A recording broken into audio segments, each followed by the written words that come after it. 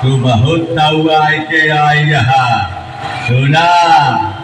पहले तू सड़हिवा गाड़ी खड़ी कर दिया, फिर तुहार गाड़ी फुक फुक करी, फिर फुक फुक करी, फिर बाद में पुच पुच करके बैठ जाए तो पतली गली से चुप्पे से निकल गया।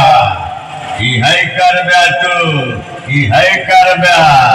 हम हैं गिरधारी लाल, हम तुहिन का जो हथ रहे भला आया तो हम तो सोचे तू घुसुरई रह गया, भला निकलिया तो बजावे का हो तो बजा, नहीं तो पिछला घेर लगाओ और निकल ले। चाहे से तुहार अब्बा तुहार बाप हम ही नहीं, हम हैं। जय दीदी।